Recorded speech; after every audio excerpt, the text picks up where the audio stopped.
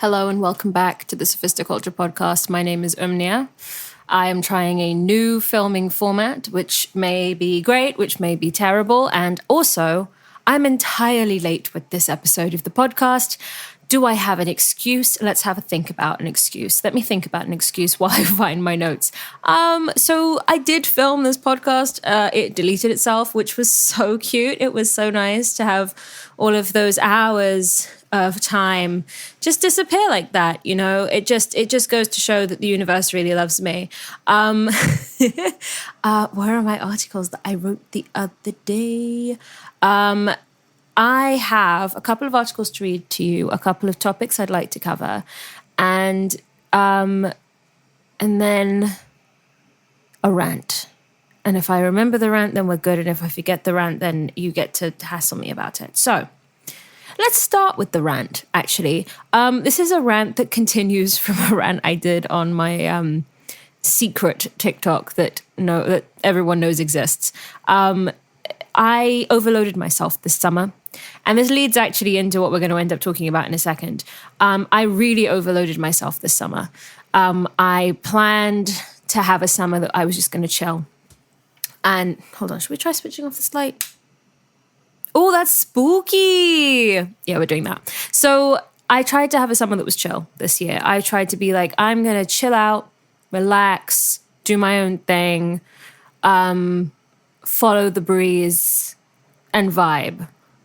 And then work me basically didn't take the initiative of scheduling time off.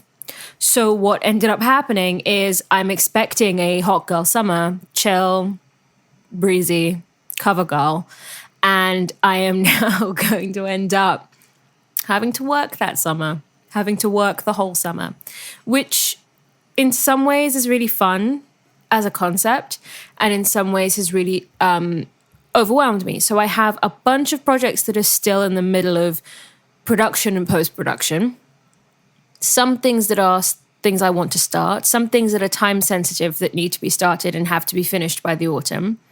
And then just the stuff that keeps going. Like one of the things that I do on a weekly basis is this.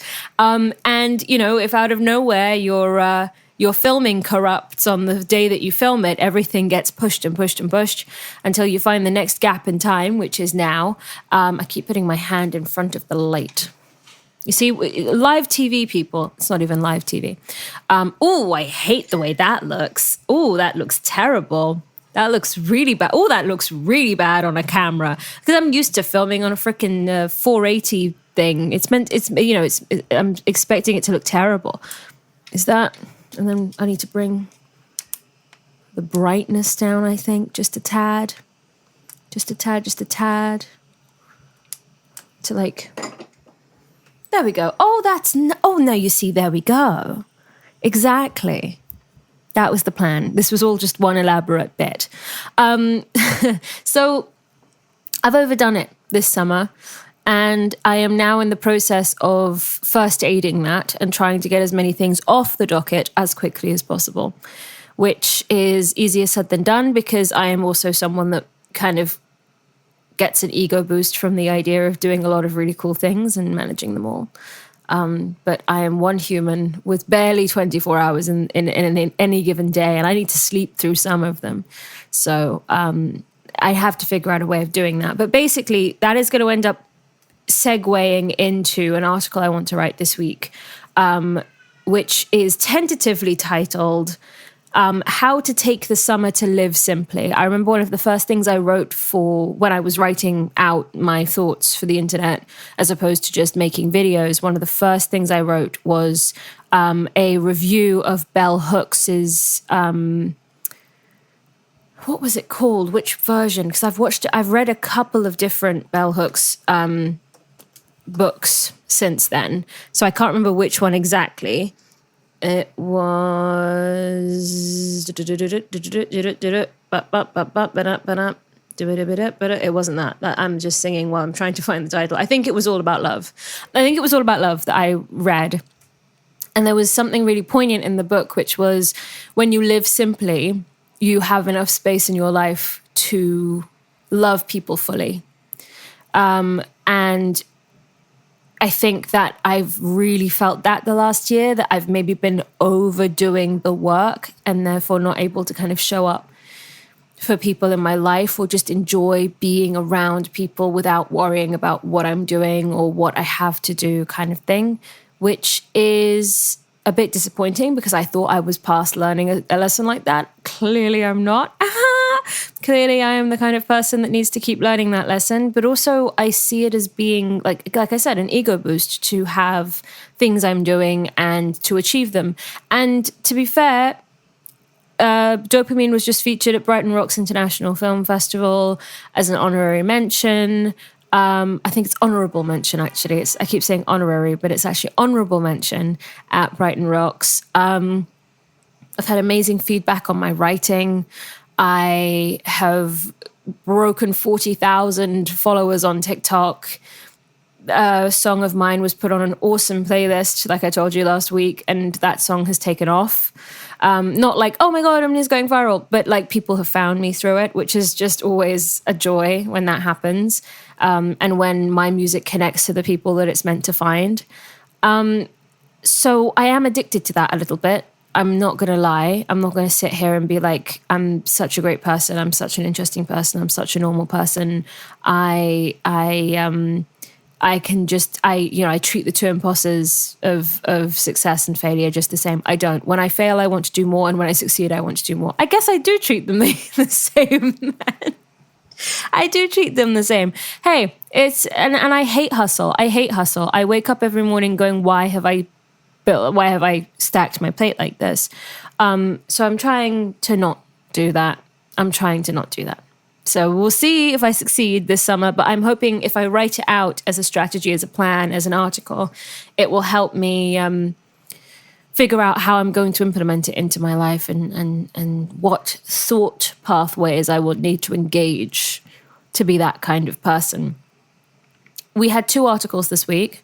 One of which was an updated neurodivergent guide to patching holes in your film nerdery.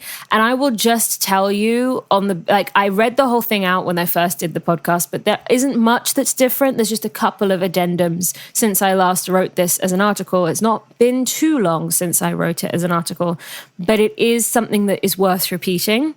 So especially now that I have a couple more pieces of advice, I think, on it. So you start the Letterboxd account, you start the list of things you want to watch. You do not use the list to pick what you watch. You use the list to work out if what you watched was what you intended to watch.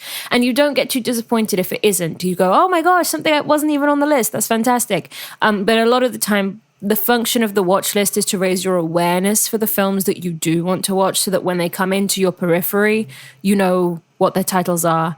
And you're like, and it feels so good when you watch a movie and then you go, I intended to watch that movie, ba, ba, ba, ba, ba, kind of thing. So that can always help. A mindset thing, make sure that you're doing it for your joy and that if people give you reasons to like something, you don't take them on. I'm going to have to close the window because suddenly now, you're going to hear some Spice Girls through the window. And we're back. Has the lighting changed? No, the lighting's fine. So you make the list, you forget the list. It helps you raise your awareness of the films. You pick one venue at one time regularly and you shut everything. You go to that venue, you pick something that sparks joy, you shut off everything and you vibe. And my biggest hack here is to just pick stuff based on what you see as being familiar and what sparks joy, what looks like it'll be a fun time. If this is the added thing that I added at the end, if it's an hour in and you're like, this is ass, bail. You only have so many hours to spend on this earth. Not everybody's art is worth you spending all that time on it. Unless you're someone like me who is happy to spend all that time being upset by someone else's artistic expression because, number one, it helps me hone my taste, and number two, I'm a born hater. I'm not really a hater. It's more like I love being able to work out why I don't like something. I love sitting and working out why I don't like something and stress testing it against new information. And changing my mind. I actually love changing my mind. Like if I could figure out a way to like kinds of kindness, I'd love it. And I'd love the fact that I could switch my opinion like that. So, one of the best hacks in terms of paying attention and keeping focus throughout an entire film, especially if it's not like really engaging or if it's really, really, really slow, is just think about the quippy quote you're going to put on Letterboxd at the end. That's always a really good motivator for me. I know it sounds trite. It's like, oh, you're watching a whole movie just so you can put your scathing review on Letterboxd. Sometimes I don't. Sometimes I don't have anything to say. Sometimes something was just good or sometimes something was just bad. I rate it and I move on. And the rating is good enough for me. The rating sitting there for someone to find, for someone to read, for someone to look at is good enough for me. But we are social beings, and the idea that you should be enjoying art for art's sake in some kind of monk's vacuum where it is only inherently interesting to the ego and to you internally, and that you are somehow detached from the opinions of others or garnering the interest of the opinions of others, I think is an incredibly outdated way of seeing the world. And it is the kind of way of seeing the world that breeds film bros, because even though they may be doing a similar thing, which is giving their opinion on a film in a very straightforward way, they're doing it from the position that there is no social benefit to talking about a movie with the incentive of having a discussion with other people, showing off your opinion to other people so you can discuss it. Film bros tend to show off their opinion about a film to show how good they were at watching the film, not so much so that they can show how much they enjoy talking about films. Do you see the difference? It's a very subtle one. But it's the difference between a film bro telling you that your opinion is wrong and someone engaging with your opinion on a film and wanting to curiously actually know why you liked or didn't like something. And I think that that's one of the joys of cinema. It's one of the joys of art generally, having an opinion. I mean, part of the opinion is part of your humanity. Like, part of being a human is having an opinion on things. And I think it's beat out of us from a really young age. This idea of conformity first has to start with the idea that your opinion doesn't really matter. And your opinion can just be a vibes-based evaluation. Like, I respect a lot more people that can say, I just didn't vibe with that movie, versus people that are, like, don't give their opinion on a classic film and then just fake that they loved it. And I can always bloody tell, because I go, well, what did you like about it? And they either give me the freaking copy pasta of everything everyone said about that film or that type of film or that filmmaker before, or they just go, it's a classic. Like, there's stuff people will say where you go, you have something to say that is not flattering about this film, but you're scared that you're not allowed to have that opinion. You're allowed to have whatever opinion you want. And people say, oh, because we live in a free world. No, because you're a human being on planet Earth. You're allowed to have whatever opinion you want. If it gets your ass beat, that's different. But no one's going to beat your ass over a film unless they are crazy. So that's the update to the article. Bail after an hour. And what else did I change? Walk into this an autonomous mind. No one can tell you what's good or bad. In fact, walk in knowing that most of the things people love, they love for subjective reasons. Some classics are mid, some flops are iconic. When people say why you should watch something, mentally note anything that seems interesting to you, but remember your film journey is for your joy. I couldn't have said it better myself, because I said it myself. Okay, this second article I am actually going to read in full, because I think it is a really great primer for people who are brand new to me. I think of people, when they find me at first, they're usually finding me through my values-based stuff, like whether it's a song that I've written that's about something that has to do with politics or society, or it's a TikTok I made, or it's an article I made, or it's a podcast I made that talks about these kinds of issues. I think usually people are finding me through kind of living my values. And so I wrote an article, 4 things I have done this year so far to live my values. And this should, hopefully, if you are someone who shares these values, it will either be stuff you already do, or it will be stuff that you could consider doing. But also it gives us specifically a explanation, potentially, to anybody that's brand new, if they are not fully aware of who I am and what I'm about. this gives an idea of me and what my boundaries are and how long I can hold a grudge. But more than anything, I don't see my holding a grudge as something I'm proud of. It's just something I can't not do if there's been an injustice. And in terms of living my values, it's not hard to do. It's really not hard to do when I acknowledge that the alternative is creating the world I don't want to live in and that I don't want my kids to grow up in, right? So that's how I make sure that in every circumstance, I'm not like, oh, but it would, there's a Five Guys round the corner from my house. Like, it's so easy to just pop in there and get some fries. But the day I found out that they are financially supporting settlements in Israel and supporting the IDF as they are committing a genocide, it was harder to do. Giving free food to soldiers under most circumstances is something I'm really not going to want to financially aid in any way. I don't want my food that I pay for to be part of the profit that helps pay for free food for people to pick up a gun. Like that, just under a lot of circumstances, that won't fly with me. So I liked Five Guys. I was obsessed with McDonald's. I was obsessed with Starbucks. These were things that could get me through a day.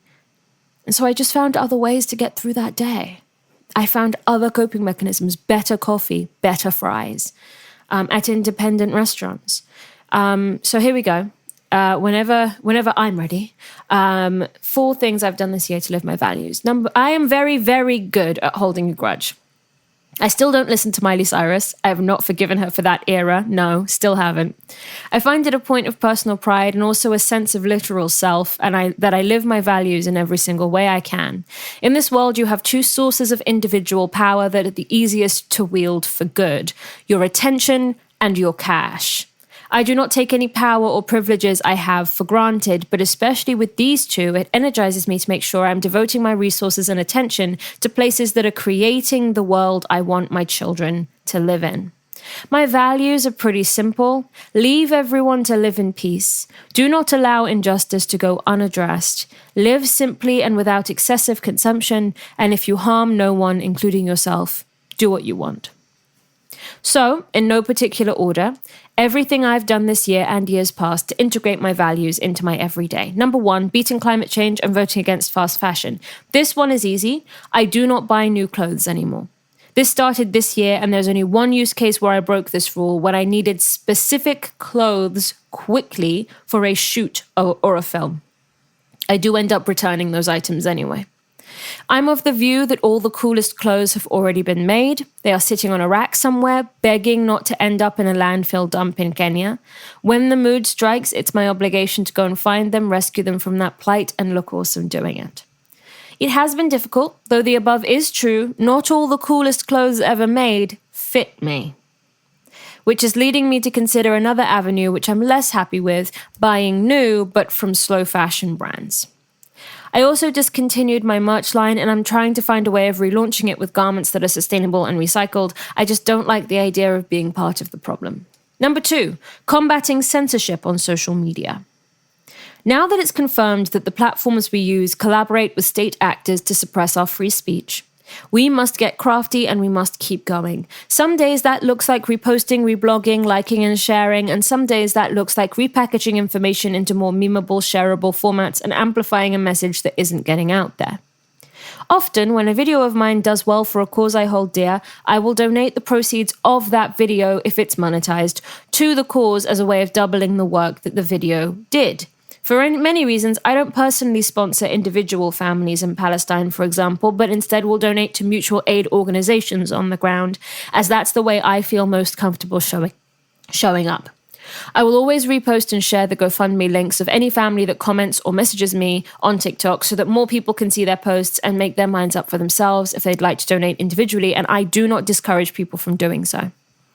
If I ever have a COVID-cautious TikTok blow up, that money goes straight to the London mask block and towards personal projects I'm working on to raise awareness about COVID and the risk of COVID that is still prevalent to this day.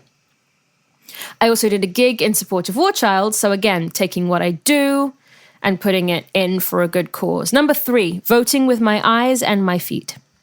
I have unfollowed and blocked a lot of people in the last 4 years over a myriad of issues and letdowns. On top of that, my playlist landscape has started to shift too. So when I say a myriad of issues and letdowns, I am talking primarily up until the last 7, 8, 9 months.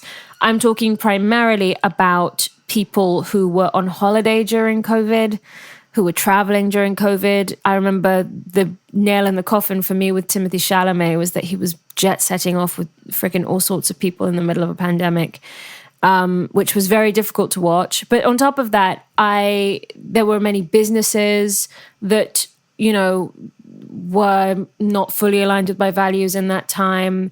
That a lot of people that were very good about being liberal during the Trump years suddenly were endorsing the same behaviors in Biden just because it was slapped in blue, it was painted over in blue. And we'll get to Joe Biden in a second. Actually, let me put that on the docket because I didn't actually plan to talk about the debate in Joe Biden, but the girl has something to say.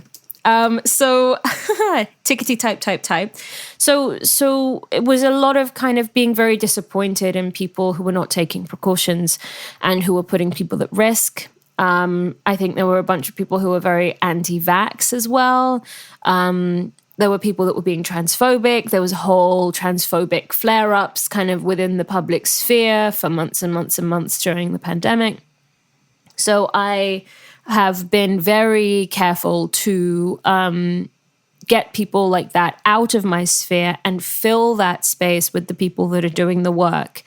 So yeah, the businesses I support have also shifted. Beyond the BDS list even, no more Disney Plus subscription, no more fangirling over Marvel movies in public. Heartbreaking but necessary. It fills me with self-assurance that I take that position, so I never doubt it. I just keep thinking about the kids I used to take care of in nursery and cannot really forgive Disney for that, which is basically a short form way of saying, I used to be a nursery nurse, and one of the things I could always do with the kids that maybe none of the other nursery nurses could do, that none of the other nursery nurses could do, was imaginative play around Disney properties, specifically Marvel properties, Star Wars properties.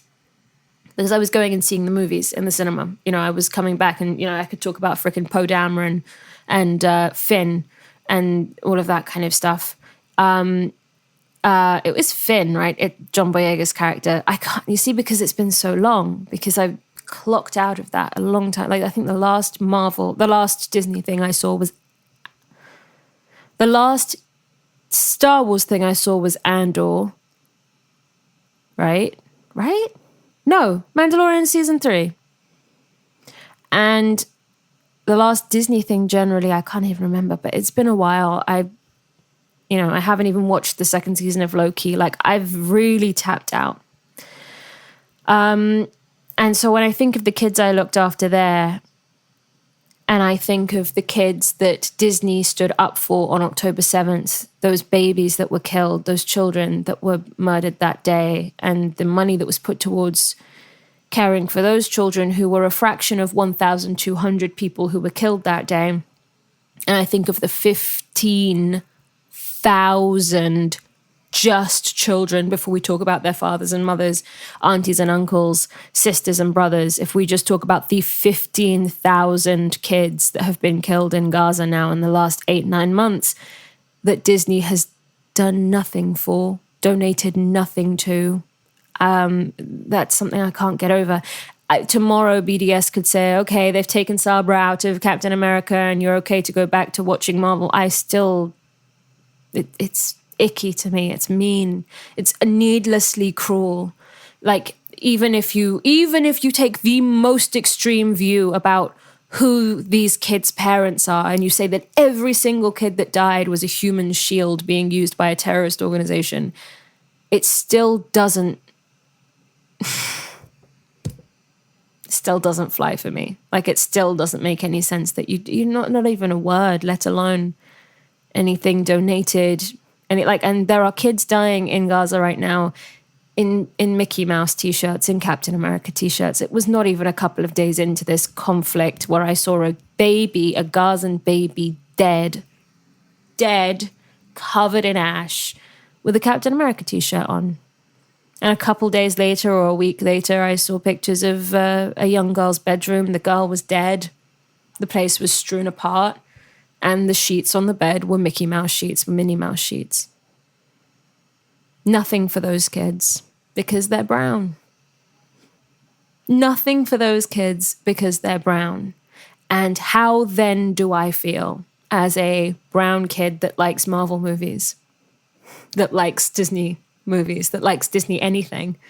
How am I meant to take that? I don't belong here. You don't give a shit about me. You don't give a shit about my childhood. You never did. You don't care about the lives of young children being taken. Really, you don't, as long as they are. You just don't. Like the outreach you did for those Israeli kids was a publicity stunt because you don't care about kids. Like, not really. Because if you cared about kids, you'd care about all of them. You know, and I'd feel the same, by the way, I'd feel the same way if it was the opposite way around, because it's babies, like it's children. And that's before we even get to, you already know what time it is with me. A lot of the people being killed are not terrorists. They are civilians. And they are all preventable deaths. Like 99.9% of them are preventable deaths. And this entire war was a preventable war. And October 7th even was a preventable event. It was telegraphed by Egyptian intelligence for weeks prior. And it just drives me nuts, and it sends me into a level of grief I cannot discuss. I cannot discuss, because it is the true pit of hopelessness to think about. But yeah, no Disney for me. No Disney subscription. You're not getting my money anymore. Fuck a Deadpool and Wolverine. It's fuck that shit forever, even though that was a movie I was very much looking forward to. It's fuck Marvel. I can't watch Marvel movies anymore. It's fuck Disney for real. It's fuck Disney for real. I just realized I added Inside Out 2 to my list of films to watch, and it just dawned on me as I'm talking. It's a Disney film. So no, I will not be going to watch that. Anyway. And yeah, I'm a one-woman show. It's not like it's going to put a dent in Disney's billions, but it soothes me.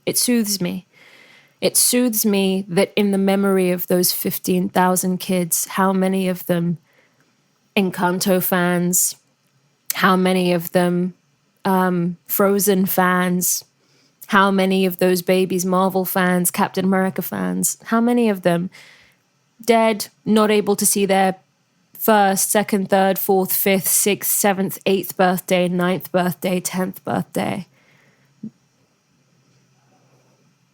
In their memory, I can sacrifice any movie. Like, fuck a movie. Like, there's a movie that I will find movies to watch, okay? There's no shortage of movies to watch. There's no shortage of indie movies to watch. I could watch nothing by a major company for the rest of my life, and I'd still have enough movies to watch at any point that I would want to watch them. That's not what I'm saying I'm going to do, but I could. So there's genuinely no need for me to publicly telegraph or financially support those movies. Now you're saying, but it's not just Disney, it's all of them. Disney is a family company that says it cares about families, family-friendly content, and children. And it put its money on that values-based, on October 7th, and it did not do it any time since. So that October 7th gesture was purely publicity. That had nothing to do with the lives of those children, those poor children. That just had to do with their marketing. Because if you really cared about children, you'd care about all of the children. So, of course, I have filled that space that has now been cleared of those people who cannot, for the life of them, look at brown people and see people. It has been filled, that space has been filled with artists and businesses that I can rely on to be values-based more assuredly. My playlists have gotten so much more expansive.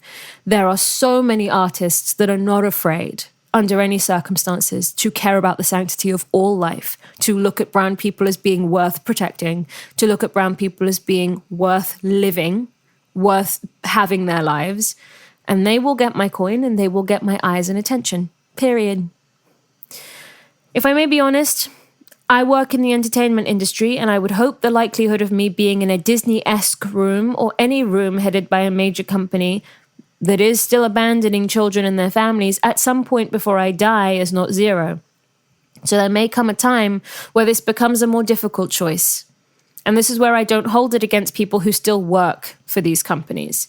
We haven't overthrown capitalism yet, and artistic work takes money to make. So as long as someone is vocal and doesn't abandon these children and their families, and I say that very pointedly, when I say these children and quote unquote innocent women and children is just a way of erasing innocent Palestinian men.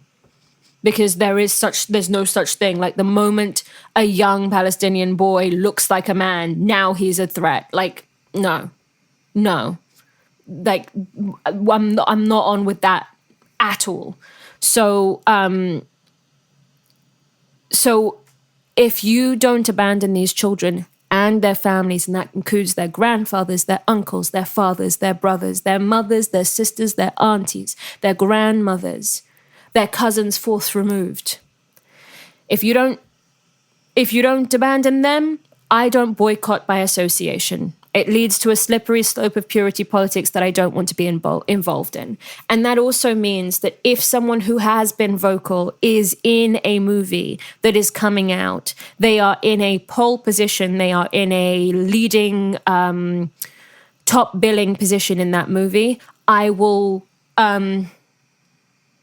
will, especially if they've been incredibly vocal, if they've really stuck their neck out, it's not just been kind of peace and love on planet Earth, or, oh, it's so terrible what's happening over there, but it's been actual sustained solidarity and action, then that person, I will override any kind of corporate sense of a boycott for that. So for instance, I haven't had to really boycott Netflix because they feature a lot of Palestinian-made films, including Farha, which is literally about the Nakba, on their platform, and they were very easily, visibly able to be accessed on Netflix after October 7th, especially as people were trying to understand the situation more.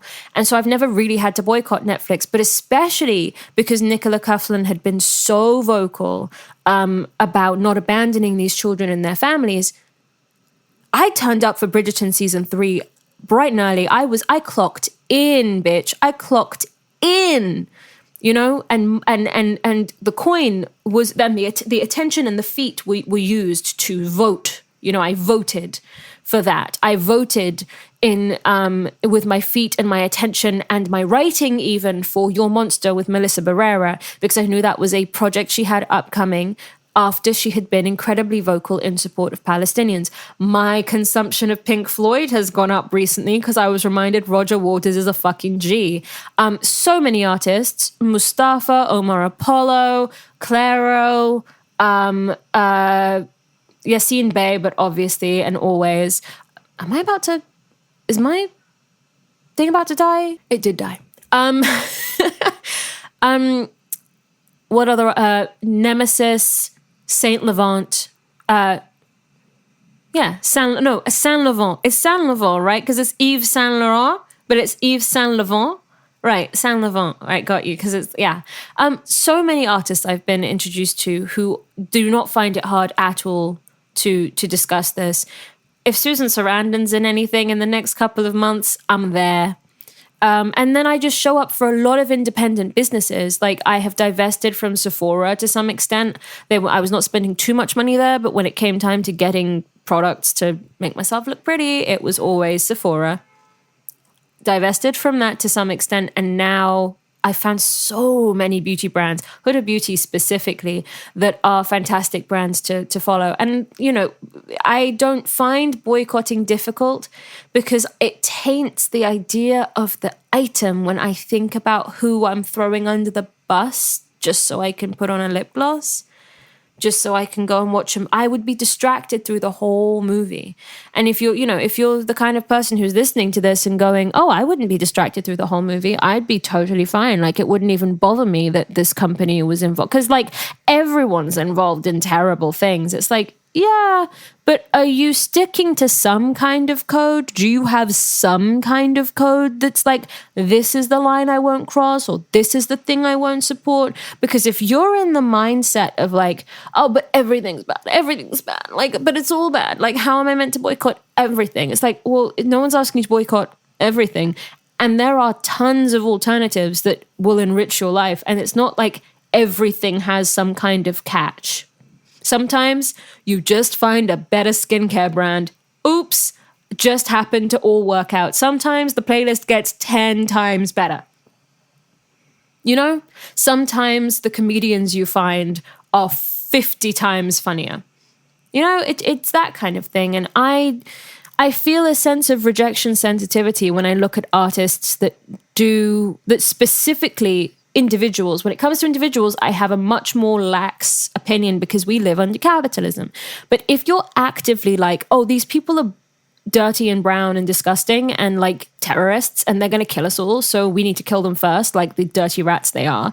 If you can say that in the public sphere, even if you're implying it in the public sphere, I feel rejected. Like as an audience member, as someone looking at you, as someone who has prioritized one type of life over another, quite clearly caring less about one type of life over the other, and that other happened to look a lot like me, who have names similar to me. What am I meant to glean from that other than you're not welcome here, fuck off, I hate you, don't watch my stuff, I'm not speaking to you, I don't want to be in community with you. When someone does that in their art, or when someone is actively saying that in the public sphere, what I'm hearing is, I don't see you as being worth you paying attention to me. I'm not inviting you into my space. And the thing is when artists do that, fundamentally you're saying my art was never and is never for you. So what do you want me to do? Stay here and keep getting hit? Keep catching strays? I said this to Matty Healy, This was the reasoning behind me leaving the 1975 in the dust and not looking back. Because the comments he made, it wasn't about, and the behaviors, it was not about, oh, well, he didn't mean it, or, oh, there's an apology. It was fundamentally that the actions and the tone implied to me that he does not see me as someone paying attention to him, as being part of the group he feels he's talking to. I feel the same now with Amy Schumer. Okay, but if you're not talking to me, why should I listen? Boycott. It's not boycott, it's you have excluded me from this conversation that you're having within your artistry. I'm not welcome here. And any artist that could do that to brown people anywhere on the face of the planet, whether they are African American and you're being racist as fuck, or we're Sudanese and you're being racist as fuck, or they're Palestinian and you're being racist as fuck, I identify with any group of people who are excluded. If you're being transphobic as fuck, the same. Oh, right, so your community, the people you're talking to is not me. You know, I may not be trans, but my community has trans people in it. So if you're not talking to them, you're not talking to me. So it's not boycott, it's not cancel, it's you told me I'm not welcome here. You told me you don't make art with me in mind. You are not speaking to me when you speak through your art. So why should I listen? Why am I here? Oh, they're trying to cancel me. No, you told them they weren't welcome. You told them you don't give a shit. You told them you don't like them. You told them you could discard them in your mental image, in your mental logistic interpretation of whatever event you are referring to in your art, or whatever political issue you are talking about. J.K. Rowling, they're trying to cancel me. They are trying to cancel me for speaking the truth. No, you quite explicitly have said, trans people are not in community with me, and this is the art I make. So inherently what I hear as an ally to the trans community is, I was never speaking to you. You don't go, you can't sit with us. Okay, well then fuck it. I'm not finna sit with you. What, you want me to fight to sit with you? You want me to sit here and make my stand and go, no, I'm going to stay and listen to J.K. Rowling tell my friends that they are predators. Huh? No. And I'm inherently suspicious of anyone that would do that to any group because I will be next. If you can do it to one group, you can do it to all the groups. Guess what that's called? The alt-right pipeline. The alt-right pipeline. You're in the alt-right pipeline. And I want no part of it because that thing is greased. And you go down that thing fast. And I don't want to go there. I don't want to go there. Anyway, so let me keep reading the article that I very artfully put together and instead going off on these little branching tangents. Anyway, so yes, we have an overthrown capitalism. So as long as someone is vocal and doesn't abandon these children and their families, I don't tend to boycott by association. And in some cases, I may override a boycott just to vote for that person to continue to have a public profile. I'm thinking specifically of one movie, maybe one movie that I'm going to override my boycott for because two of the leads have been part of fundraising efforts for Palestine. And it's coming out, I think, after the movie we're boycotting. So potentially I may not be crossing the BDS line. If I am, I will consider not going still. But there is one movie where there are 4 leads in the movie, that should give you a hint, and one of them was part of a major fundraising effort in the UK, Cinema for Gaza, which, I think it was Cinema for Gaza, there were a couple of them, and he's fantastic. And the other one has done a lot of fundraising for refugees and a lot of fundraising for the Médecins Sans Frontières and a whole bunch of other fundraising around the current situation, which is, what did I just say? What did I just say? If you don't abandon these people, it's such a bloody low bar. I don't need you to agree with the politics. I don't need you to agree with what needs to happen next. I just need you to see these people as people suffering and treat them the same way you treated the hostages, you treat the hostages, and you treated the people that passed away on October 7th that were killed. Is it rocket science? Is it rocket science? Is it rocket science? Is it rocket science? No. I am pretty strict about this on the institution end and a lot more cautious, a lot more chill on the individual. My rubric, of course, can be found in my oral essay, FU Pay B, which I still love that title. Or the Brittany Broski paradox, because it was at the time at which Brittany Broski got onto the frickin' She got onto the Instagrams and she was like, why does everyone want me to talk about friggin' Palestine? Like, why would anyone want me to talk about Palestine? We're like, what do you mean? Why does that? And then like people were pulling up the clips of her podcast where she's like, why wouldn't we stick up for people who need our help? And she had just been like, the night before on close friends on Instagram, someone snitched on her. Close friends on Instagram talking about, why does everyone want me to talk about it? It's like, well, because you have a huge following and you're always talking about social justice issues. What? Like the math. It was like baffling to me that she could say that. But the reason I said the Brittany Broski paradox is, once again, that my rubric is pretty clear, because it has to be. If you're going to do all of these, you need to be crystal clear. If you say nothing and do nothing, at the very beginning, if you say and do nothing, I was willing to, because I didn't know how long this would go on for and how many people would die. At the very, very beginning, there was a concern because there was still this idea of, if you care about Palestinians, if you care that they're being killed, you're immediately anti-Semitic. So if people were worrying about their jobs, not too much heat on them. If they got actively Islamophobic out of fucking nowhere, And then if you have enough clout to say something after a while, and certainly now at this point, there is no reason not to, and you say nothing, I'm revoking my energy from you. I'm revoking my attention from you. I'm revoking, right?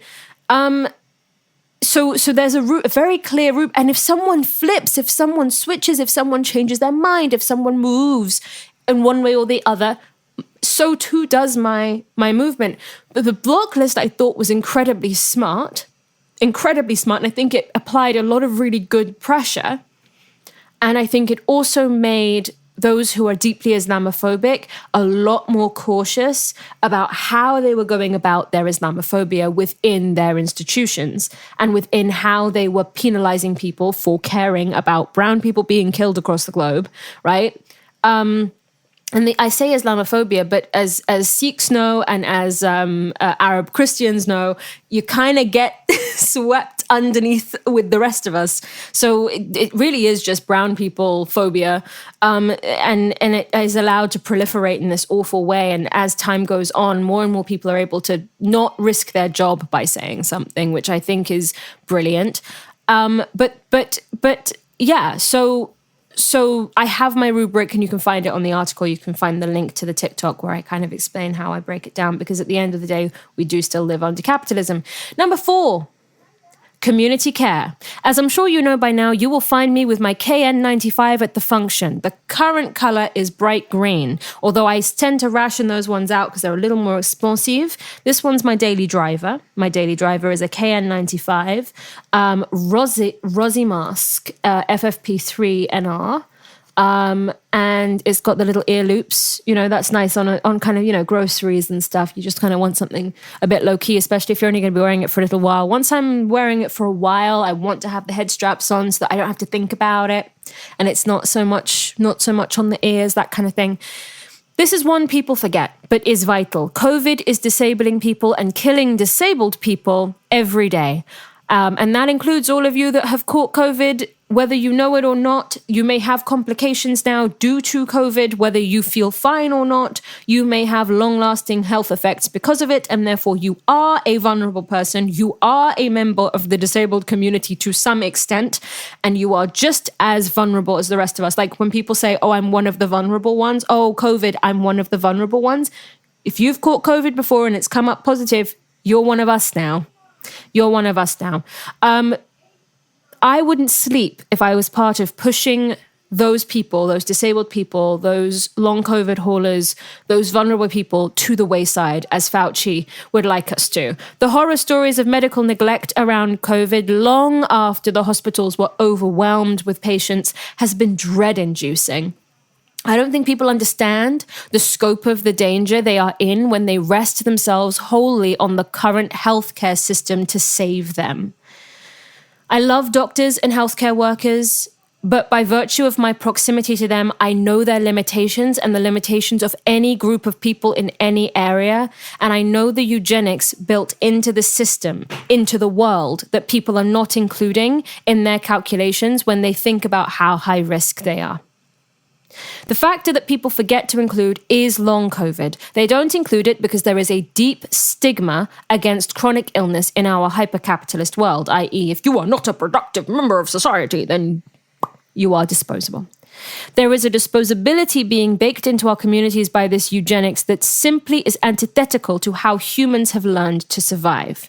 Taking care of each other is the social contract. When you break it for everyone, yourself too. Okay, my camera battery died and I replaced it with a new one. Okay, so we're ready to go? Okay. Taking care of each other is the social contract. When you break it for everyone, yourself too. Wear a well-fitting KN95 mask, not a surgical one, a KN95. Look them up. In crowded places, wash your hands regularly. Stay home when you're sick. Create the world where we worry about people when they're sick and we create space for them to be sick. We're not doing this right now because everyone is slammed. And I'm telling you that, this capitalist slammed thing is manufactured. We can afford to care for one another. When this system crashes, when the recession hits or whatever, we will be all we have left. The pressure from above, this slammed thing, will be gone, and you will wish you hadn't broken the social contract of community care beyond repair. And that's the end of the article.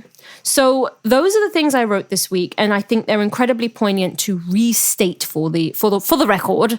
And I've of course iterated on. And now here are the final little ideas I wanted to impart to you, which will be articles later this week. What are intellectual influences? People are talking about this a lot, certainly in my end of the woods. The idea of basically what I've been doing this entire episode, which is discussing ideas, trying to give context, but also giving opinions.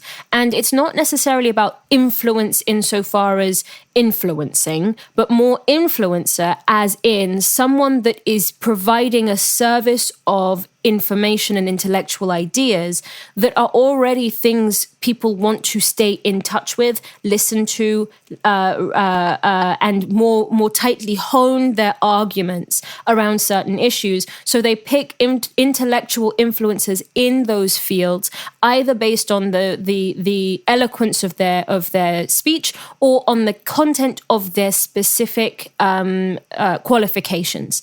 And I know certainly for me, it's not just that I pay attention to experts. I also pay attention to those who can take the knowledge from experts, which I think is probably more of my purview, taking the knowledge from experts, from all of the things that someone learns, and providing opinion pieces. Just in the style, I think when people talk about these things, they go, well, everyone's giving their opinion on the internet. And it's like, yes, but opinion columns have been a vital form of communication for a very long time, and no one necessarily needed to be qualified as a news investigative journalist in order to give their opinion on a topic. Sometimes you just needed to be an author or an artist or just a socialite.